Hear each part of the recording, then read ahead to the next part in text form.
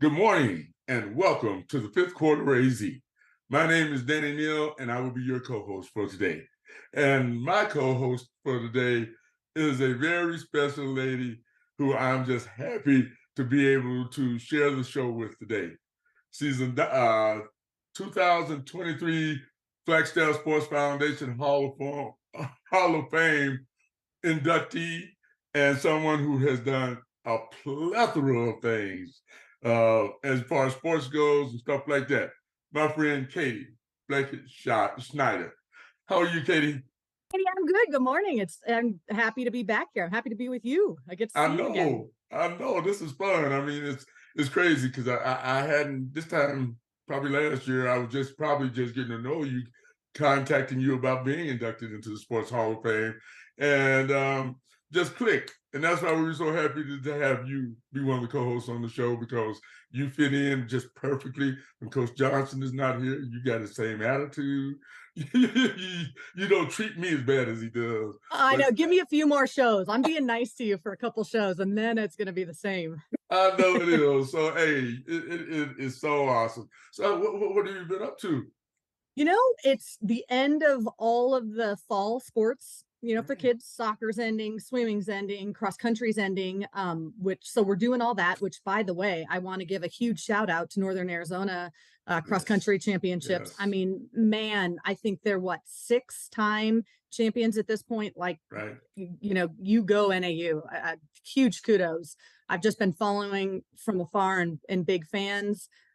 Flagstaff, you guys have got some big rivalry games going on that I get to follow from afar. That's right. Tonight is rivalry night with Flag High and Coconino football in the dome, and it's so much nicer in the dome. Yeah. I was sitting in the dome one time watching football, and they're like, "This isn't football. It needs to be out there in the snow." And I'm like, "No, no. This is the way I like it, just like this." So it's great, but just talking about that, let's catch up on what's been going on around the city a little bit. Once again, we got that rivalry game with Coconino and Flag High tonight. And Coconino comes in with Coach Gary Cook with an overall record of 6-5, conference record of 5-3, and a region record of 3-1. They're ranked number 13. So as of right now, they will be going to the state playoffs. And being ranked number 13, they may have the opportunity to move up just because Canyon Del Oro, who's ranked number 4, will go into the open division. Mika Mountain, who I never heard of as a high school before, is ranked number 15, and they will looking to go into the open.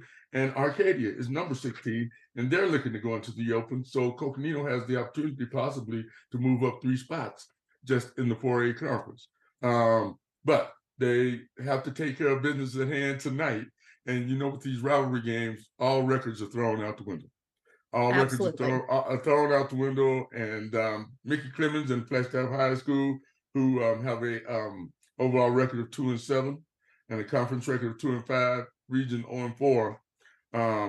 And so I will like to say that Mickey Clemens, his first year, has really came on and done a great job with those Eagles. And the record might not show it, but the attitude shows it. And just the want to shows it. So kudos to them tonight. You can set the record straight. Yeah. So coach, who do you cheer for? Do you say that out loud or do you have to remain neutral? Well, you know what? I'm Flag High. I'm not going to mess around. I'm Flag High all the way in this game. But when this game is over with, I'm all Coconino in the state playoffs. Yep. I bleed green. Yeah. I bleed green, but I go follow Coconino when playing. I know a lot of the players, things like that. So I always wish them the best. It's just when this rivalry game comes, I got to go with my school. You do. I have to go with my school, and I think they understand that. But come November 9th, which is next Thursday, and the start of the playoffs, hey, I'm Coconino all the way. Yep. I'm Coconino all the way. So, and then Coconino volleyball ended their season last week with a rivalry game against Flag High School.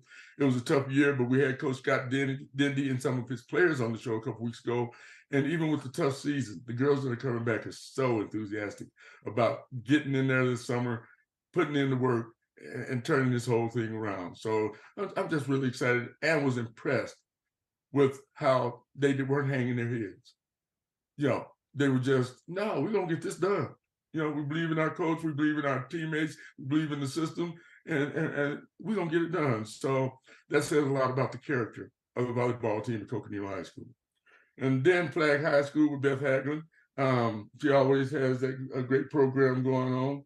And overall, they were 15-3, conference 15-3, region 11-1. They're ranked number 8.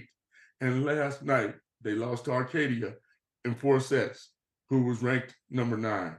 So it was 8-9. It was Flag High was at home, and the game went to 4 sets. So they competed, they played. You get to these state playoffs, and now Arcadia has to go down Monday night and play number 1 ranked ALA, American Leadership Academy, Gilbert North. So they've got a tough task at hand, but kudos to Flag High for once again making it to the state playoffs and representing really well. And then we can't forget about Northland Prep's boys soccer team fall. Overall, they were 8-3-1, conference 8-3-1. Eric Carrillo had his team ranked number 10. In the playoffs on the 24th, they lost to Chino Valley 3-2 in overtime. So that's a tough way to go out, but they went out fighting to the end. So Coach Carrillo, hey, props, man. And just keep doing what you guys are doing. And great. And as you said, winter sports is picking up. We just finished tryouts for basketball this past week. Well, still we got today. We'll be making cuts today. I know Coconino's probably had a great turnout. We at Flag High School, we had 78 girls come out for our tryouts. I think we had on the freshman level 33 girls, something like that. Varsity level, we had another 28, 29 girls. And on the JV level, I guess nobody wants to play with me. We only had like 15, 16 girls. Oh, but I love that. I mean, you hear that, at the early middle school, high school levels, girls are kind of starting to drop out of some sports. You hear those numbers going down, but it doesn't sound like that's happening as much in Flagstaff. I love those. I love hearing that. Right. I think it's a big jump because you play youth basketball, and with the city of Flagstaff, you play with Kiki Locke's great Unlocked Potential League. Then they play in middle school, but then there's a huge jump from high school, from middle school to high school. And so it's a shock. It's a shock to some of them and their parents. Yeah. And when you look at somebody like Coach Johnson who's chasing that second state championship, you're coming into a team that's got a bullet on their back. Yeah. Whether it's freshman, JV, or varsity, everybody wants to be the state champions. And so that culture still persists, and we're going to keep moving. So I just think there's so many great kids in Flagstaff pushing and working hard that it's great. And I think our guest today is one of those who set the bar high, someone you know personally. So I am going to give you the honor to introduce, like I was just telling you earlier, I remember you when you was in high school, so I can say this young man, today's guest. You got it, Kate. Oh, Danny Filleman. I mean, who in Flagstaff that grew up in the 90s with us doesn't know Danny Filleman? I count him as a true friend, such a good friend of mine. His wife, Caitlin Hurley, now Filleman, is one of my best friends. Danny grew up in Flagstaff. He went to some schools that are no longer open anymore, but Christensen Elementary, East Flag Junior High, and then Sinagua High School. He played football, hockey, baseball, and ran track at Sinagua. He then went to NAU and graduated after playing ice hockey and football for the Lumberjacks. He earned his teaching degree in vocational education, and he's been teaching and coaching for 27 years. He started his teaching and coaching career at Ironwood High School down in Glendale. And then, if you've heard of Liberty High School, Danny was their first head football coach. He took them, the only coach in school history that led the Liberty Lions to the first state title. They never had a losing record on his time. And then he got the amazing opportunity to move up to Denver and be the head football coach at Regis Jesuit High School in Aurora, Colorado, which is, I believe, 5A. He can confirm on that. Super competitive, tough area. And he's just doing phenomenal. We enjoy following him. I mentioned he's married to Caitlin Filleman, used to be Hurley. They've been married for 24 years. They have 3 boys. His mother-in-law, most of you will remember Beverly Hurley. She was a teacher, principal, administrator, just family extraordinaire. He still has family in Flagstaff, brothers, sisters, parents still living in Flagstaff. So Danny is he's one of those guys that I think everybody will say, love that guy. So I'm happy to bring him out and welcome Danny to the show. Yeah, Hey, hello, thanks, Danny. Katie. Hey, what's going on? All right. And we got to call you coach, because she kept talking about all these great things about Danny. I was getting full of myself, oh, that's right. She's not talking about me. No, I paid Katie pretty well to say all those things. So, big money. She takes good donations, so way too kind. Well, welcome home, man. Welcome. Yeah, home. It's awesome. It's fun to hear about, Flagtown and all the good things going on there, and just the different sports and different things going on. It's fun to see, but my heart is broken, when Sinagua is not even in the mix anymore. So, I think it's probably the right thing to do overall. But Katie and I are Sinagua alums, and I thought we had that school going pretty good at that time. But it is what it is. And then you mentioned Micah Mountain. Here's a fun fact about Micah Mountain. Sinagua alum is the athletic director down at Micah Mountain, Jay Campos. Oh, so, really? Yeah. I remember Jay's dad was the football coach. He was our football coach, and he's the athletic director down at Micah Mountain. So, you got all sorts of Flagstaff connections everywhere. That are doing very well. Well, that's good. So I know that you and Katie have known each other for a while and went to high school and everything. How was Katie going in high school, man? Katie in high school, so she was 2 years younger than me. I remember as a freshman, she was a stick figure, I think. But literally, but she could run. Right. She was spunky as ever, and she was one of those underclassmen that you kind of gravitated towards, and we struck up a friendship because I think we were kind of both quirky and like to have a good time, but competed too. So we were on the same track team, and we had a lot of fun. That was the biggest thing. But one thing about Kate is she worked hard, and she was a tremendous competitor. And when you're watching her, like, I think she was doing triple jump and sprints, and you're like, how does this little stick figure jump that far? And we blamed it on the wind. She just got up in the air, the wind took her, because I think she maybe weighed I don't know if she was even 100 pounds, but man, she was a competitor. She worked hard. She was again, just a good friend, and someone that was just fun to be around. We had a really good time running track and just throughout high school. Right.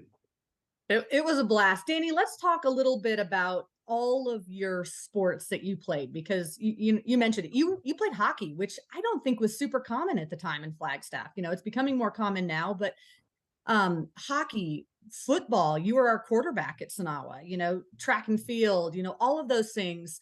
Talk about kind of the management of all of your multi-sports, and then even doing 2 of those sports at NAU. Can you tell us a little bit about how you managed all that? For us back then, it wasn't a big deal. It was like, yeah, it's football season. We're in football. We're in hockey season. Now, it's so different now, and people specialize, but I didn't think anything of it. It was just like, that was the season. That's what we were playing. And as soon as one was done, there's a transition of a couple of weeks where, from football to hockey. And we always said, hey, give me a week or 2 and I'll have my ice legs, and it was just that transition. And we never thought about it growing up. And, I remember, I was 5 or 6 years old, and one of my brother's friends, Todd Peterson of all people, was playing hockey, and we got into it, because my brother got into it. Never skated in my life. My dad never skated. And we just, went and picked it up and loved playing hockey. And that was kind of my main sport. all the way even through college, and then I had an opportunity to actually try out for the Phoenix Mustangs, which was a semi-pro team after college, and um, didn't make that team, and that's a whole different story. But that's that was a great experience. But again, everyone was like, it was just that season. If it was baseball season or track season, that's what we did, and we didn't think, oh, hey, I need to do this year round. That just wasn't a thought, and I think it's something that's missing today. I'm still a huge multiple sport guy where, I tell all my football players, I was like, go play another sport. You guys get away from the game. And, and for parents out there, I just had a parent meeting the other night about playing other sports. And before you let your son specialize, go look up overuse injuries. Go do the research on, the average age of Tommy John surgery now. And, lacrosse is big up here in Colorado. I said, look how many hip and shoulder labrum surgeries are going on at a younger age because of overuse. So, like I said, just specializing just wasn't a thing when we were growing up. Right. I love to hear a coach say that, right? Coach Danny Neal, isn't it nice to hear a coach? It is. And to support the other programs. That's so important because it's a whole high school experience. Absolutely. And so that's great. And you were talking about getting your ice hockey legs up under you. I can't think of two sports more closely related than football and ice hockey. Yeah, contact is contact, right? And then you have the finesse of the game on both sides. I wasn't a lineman, so I wasn't, I was a receiver, in college, and quarterback, running back.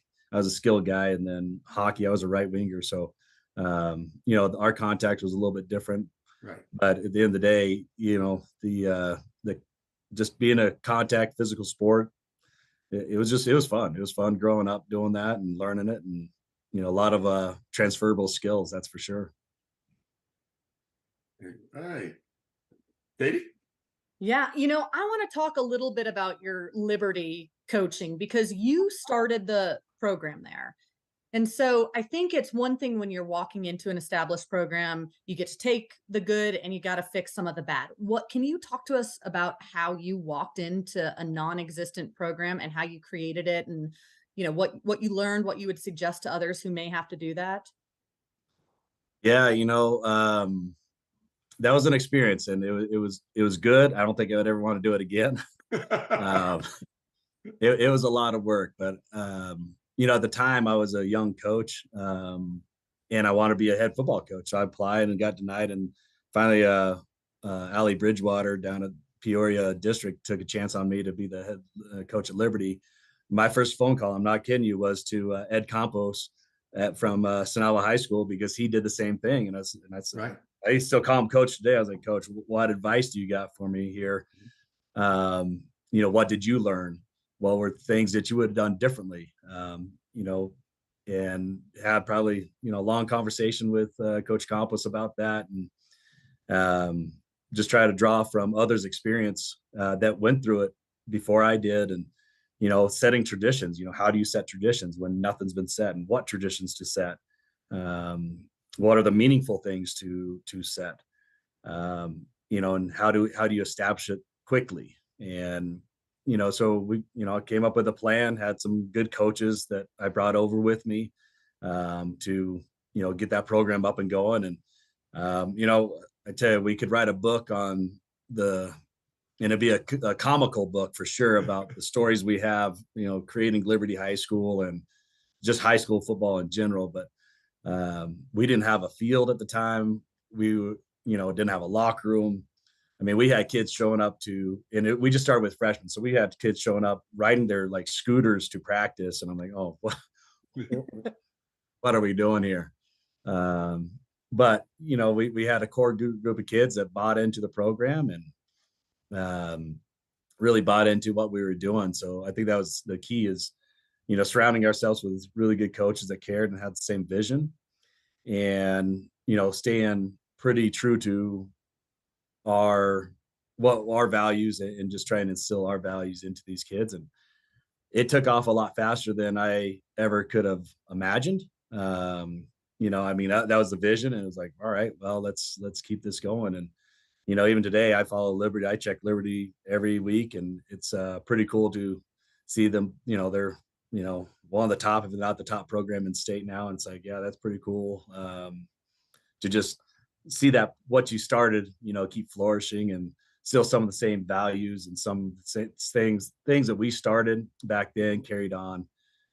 Actually, it was last year. They came up here to Colorado, play one of our rival schools. So I let them practice on our field and got to talk to the team. And it's kind of funny because now they don't really know who I am. But so I was like, hey, that logo you guys have? Yeah, you can thank me for that, because the other logo was terrible, so we had some funny things that went on in that school. So, And when you're starting a program like that, and you talk about the kids and how they bought in and everything, and to establish a culture that you want, it's the parents you gotta deal with.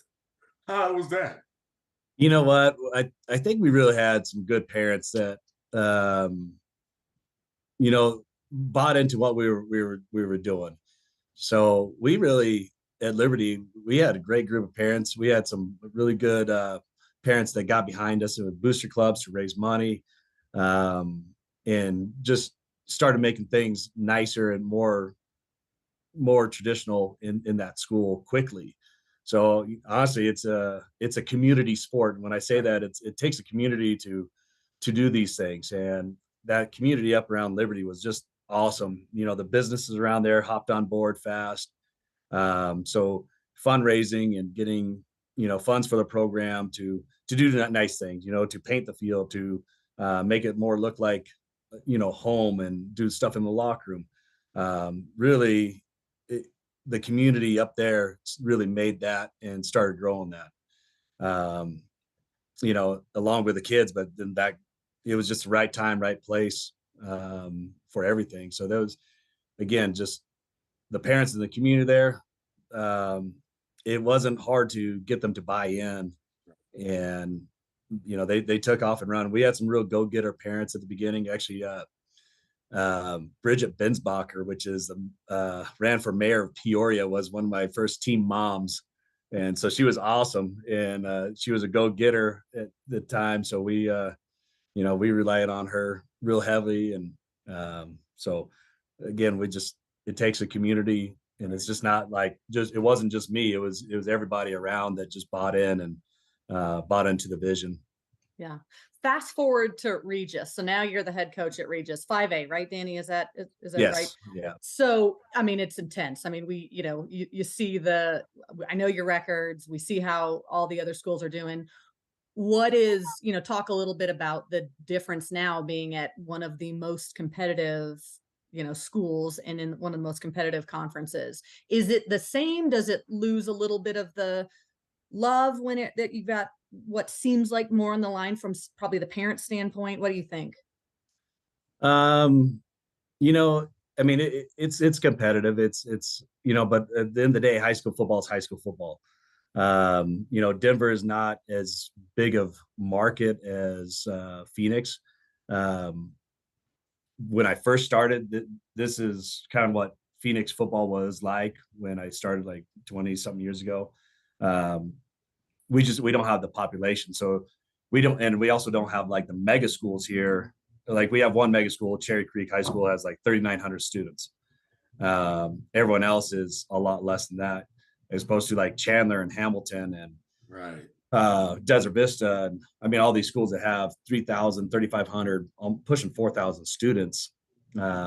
We don't have those here. So it's a little more like smaller schools, but real competitive. We have, as far as like athletes and that go on to play, we have more athletes go on to play here than I did at Liberty. And we were a really good football team at Liberty as well. But yeah, Colorado football has gotten a lot better in the last few years. And actually since I've been here, it's been on the rise, and just the quality of athletes, guys that go on and play, guys that, I have a kid that played for me. He's the tight end for the Philadelphia Eagles when I first, got here. So we have, some high quality athletes, not just at Regis Jesuit, but in the state of Colorado that go on and you hear them like, oh, he's a Colorado kid. So I know it's not saying that they don't have that in Arizona. It's just for a smaller market, we have some really high quality athletes that come out of Colorado. Yeah. So why is that? I mean, obviously there's you look at Brock Purdy and all these people who come out of Arizona. Why is it that you seem to get more from these smaller schools than these bigger schools? It's kind of weird. I don't know what it is about Colorado, but Colorado has a lot of tall people here. and Altitude.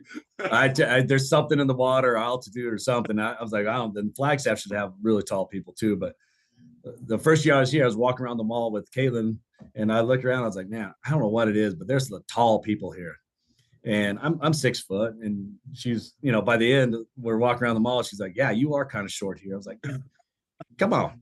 But I mean, we have more like tall, like 6'4", 6'5", 6'6" kids around Colorado playing sports than we ever did at Liberty. I mean, if we had a 6'2" lineman at Liberty, we're, jumping for joy. Now I saw them last year and I'm like, all right, they got a lot bigger too. But just as it's just not here at Regis, like across the board, we have got my tight end room a couple of years ago, COVID year, matter of fact, I had a 6'7", 6'6", 6'5", and a 6'4" tight end. Wow.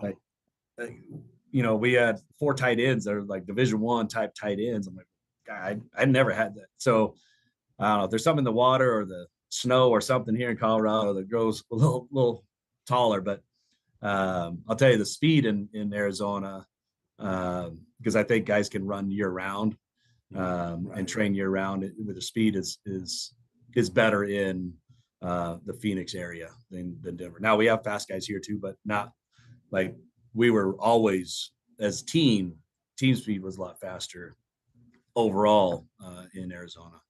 And I wonder, because I have heard, and I know this was true during my time, is athletes oftentimes will look at schools where they can do their sport year round. So, Arizona, California, those schools in the West where, yeah, they can be outside, on the turf playing football, and baseball. They're not on the East Coast freezing. Is that, do coaches see that same thing?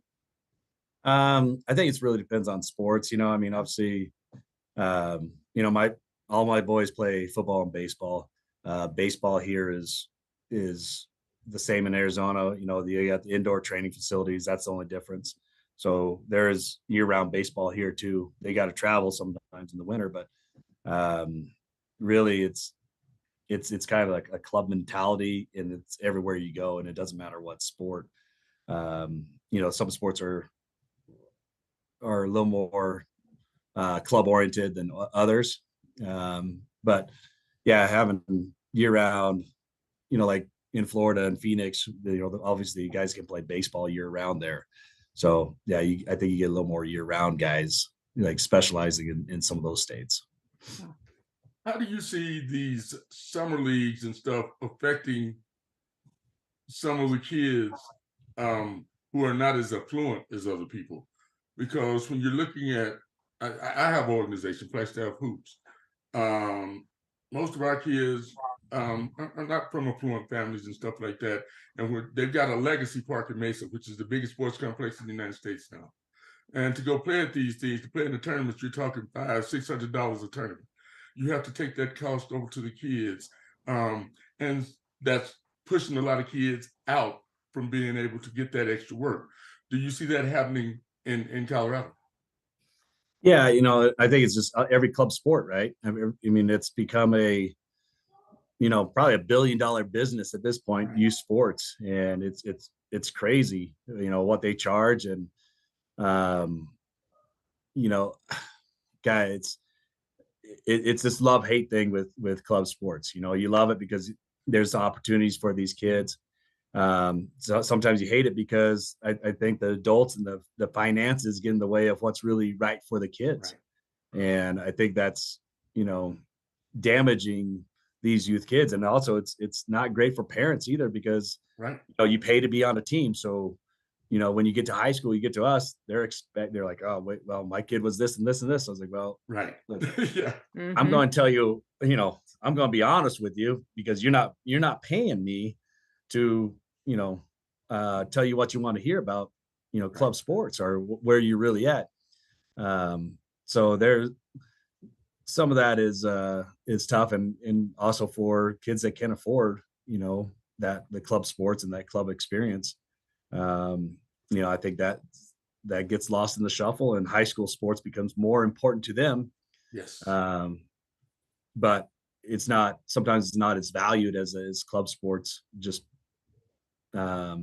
because the exposure and everything that they're claiming they get, with all the club activities and all the club travels and all this stuff. So Gosh, I love that you touched on that because I think you said it perfectly. It's the love-hate relationship with the club sports. You don't want your kid to miss out, but you just really miss the good old days of where it wasn't so, you didn't exclude people and you weren't, forking out your bank account to do this. And like you said, it wasn't that anyone had a full-time job coaching us back in the day. It was your PE coach, it was your math coach, and it's really changed. And Coach Neal, I think we need more organizations like yours that help everybody. Let's have the same playing field for everyone. Yeah, and one thing that's driving me nuts, and I guess it spills over to college football or college sports too, is just guys jumping ship for this team and this team, to chase trophies as a 10, 12, 13-year-old kid instead of really, working for it. And you see it in college with the transfer portal now where guys, oh, I'm not getting playing time, so I'm going over here. And then you got the NIL money and I'm making more money over here. And, I don't know, it bugs me because it's like, where's the loyalty? Where's, the work ethic and the commitment to a program and commitment to, what you said, and there's some validity to the transfer portal and NIL, and I'm not disagreeing with that, but I think it's spilling over to our youth sports, and guys are like, well, that team's better, so I'm going to go to that team. And I kind of question sometimes what we're teaching kids by doing all this. And I think when you hit on the NIL, I think that's the biggest factor right now. Coaches are using this to recruit players, to pull players from everywhere. You got Deion Sanders and his group, and I love Deion and what he's doing in Colorado and everything. But I mean, it's like they're showing off. I mean, it's like, hey, what? His family had money anyway. They ain't like he wasn't going, But now Sanders, he's making $4.1 million a year. Where's the love to go play pro football now? Right. And I was telling someone this the other day. I was like, it used to be a big thing where some college football players would not play in a bowl game because they want to get ready for the draft and not get hurt. Right. Now all these guys are playing and staying all the way because they're going to take a pay cut to go to the NFL. Right. So I mean, think about that. You're taking a pay cut to go play in the NFL. Like, where are we at with this? That's ridiculous to me. But I agree that there should be some NIL. I agree too. I agree. But I think it's got to be sanctioned and governed more. And same with the transfer portal. I have a hard time because on the coach part and being in high school athletics, it's killing high school recruiting. And it's turning all the schools, unless you're a Power 5 school, you're a glorified JUCO right now because all these, you're there for 2 years. If you do good, boom, someone's going to pay you money and you're going to go up to a P5 school. And then those kids at the Power 5 school that maybe earned it in high school and now they're dropping down, and it's really hurting, the recruiting out in all sports, high school athletes. Right. And you look at something like basketball, where these people are recruiting these athletes in college basketball, knowing they're only going to have them for 2 years, maybe a year. Well, for sure. The education is not the main factor anymore, which I have a problem with. 100%. To get that education, that's why you got that scholarship. And I don't know, and I believe NAU lost one of their top players, basketball players last year. simply because he could go to Alabama or wherever he went, and now he's getting more for his jersey than he was going to get it in their youth. Yeah, it's hard not to blame kids. We hear stories all the time where, this guy got offered by, a Power 5 school, $250,000 to go play for him for the next year. Like, all right, and all of us in college, if someone did that, I've been like, yeah, I'm out too. That's life-changing money, and that would be tough to pass up, and especially for 18, 19-year-old, 20, 21-year-old kid. But then, I don't, down the road, what are we really teaching that kid? Right. Well, there's good and bad. That's why it makes people like you so much more important now. Yeah. The burden on you to teach them the right way.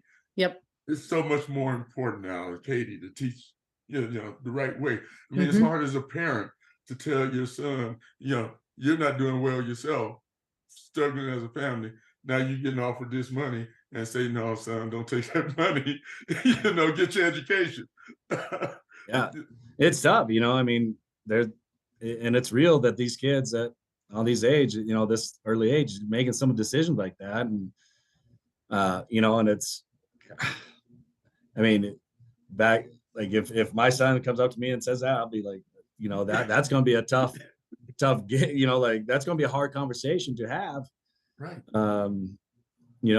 And these kids that are 18, 19-year-old, that they're making those decisions for themselves. It's not like parents, we can tell them, hey, yeah, you should stay, get your education. But in the day, he's on his own. He's got to make that decision for himself. So, I think, all those factors, and it kind of goes back, this club mentality in youth sports where, I want this trophy, so I'm going to transfer teams, and we're teaching them way too early that it's okay to do that. And I don't think it is. No, we teach them to get through hard things. Winning that compete. day is not always, compete. Yeah. Heart and hustle out there. Yeah. And the sad part is they can transfer from Porto to, from this school to this school to this school, continue to play. And if a high school kid wants to transfer to another school, and if they find out he just had contact with the coach from that school that he's transferring to, he has to sit out a year. Yeah. And like, trust me, the high school transfer stuff, I wish people would hammer on it. It was the thing in Arizona, it's the thing up here in Colorado. And there's no good answer for it, but it's what are we teaching these kids, and what are they going to take with them, in life, about, if things aren't what you really want, you jump ship and you go somewhere else, or you keep working harder and, earn it. So, there's some tough things on that youth and has to deal with these days, and parents, I don't know, sometimes need to kind of buckle down and be like, hey, this is the right thing to do. Yeah. Well, Coach Neal, I think we're getting to the point where you get to do your thing with the last question of the day. I didn't know I was doing it. I usually get to ask you that. I'll ask it. You kick us off with your nice sound effects, and then I'll ask the question. I like your sound effects. Okay. So, Coach Danny, we do a thing at this time of the show where we ask you to impart a little motivation, give us some inspiration. And it's what we call our golden nugget question of the day. Katie. Golden nugget question of the day. Danny, as a coach, tell us, parents, what do you want more of us to do better? And what should we do a little bit less of? So if you're thinking of all the parents on your sidelines for your kids, tell us, parents, as we're listening, and fans, aunts, uncles, whoever, what do you want to see us do more of to help kids sports? And what should we do less of? I think more of is just be supportive of, your son and the team, what's best for the team, and understand team concept. And it's not all about you. And stop really, trying to chase trophies like we were talking about. It's, teach them how to be loyal, how to commit, how to work hard, how to be a good teammate. I think those are really good qualities that, like one thing that we really pride ourselves on here is I want to teach good young men how to be, good high character, because if you have high character, you're going to have all these things that's built into a high quality athlete. So without high character, then you're only going to go so far.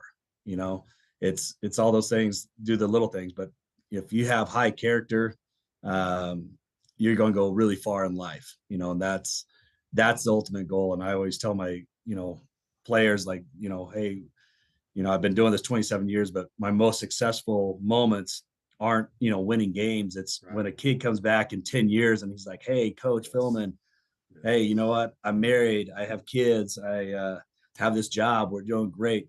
To me, that's the most successful thing that sports brings to people, is just, those life skills they learn through sports.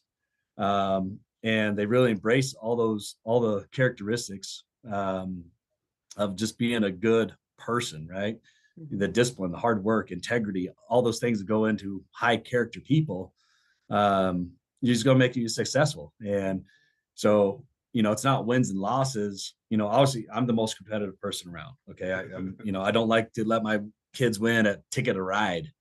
And you can ask my whole family, when we sit down to play cards, everyone wants to beat me. And that's the whole goal, is like, hey, don't let Danny win. Don't let Danny win.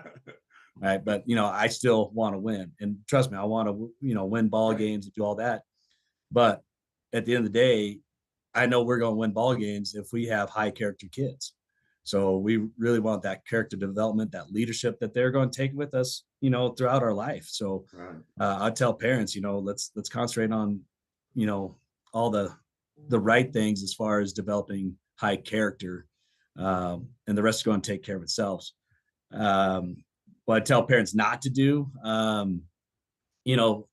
it's tough because it goes back to club sports, where you want them to, play that and have the opportunities, but be a multiple sport athlete. I can't tell you, that's like my soapbox that I'm going to live and die on right there, is, go play other sports. Don't let them, specialize. And again, if you think, like, hey, he's the next, World Series pitcher, right? Great. So is Clayton Kershaw, but he was a high school center. There's stories like that. There's out of the first round draft picks in the NFL, there's 32 first round draft picks, 29 were multiple sport athletes in high school. Right. Go be a multiple sport athlete. That's right. Stop having this like, hey, they need to play this year round. They need to do this year round. It's not good for them. Let them be kids. Push them to athletics, but at the end of the day, they're kids. Let them be kids. Let them go do other things. It's healthier for their bodies and their minds, and and maybe their love becomes, football instead of baseball, or vice versa. Even my boys, I tell them, like, look, you guys, you might, think you're really good at baseball right now, and turns out you're a better football player, or you're a better baseball player. Again, over 27 years of doing this, I could give hundreds of examples of guys that thought they'd be a Division I baseball player and end up playing football, or, played football for me and then ended up being drafted by the, Nationals or the Giants. I have a couple kids in those organizations. So you just never know, and don't pigeonhole your kids too early. Gosh, I love that. Such good advice. Yeah. It is great advice.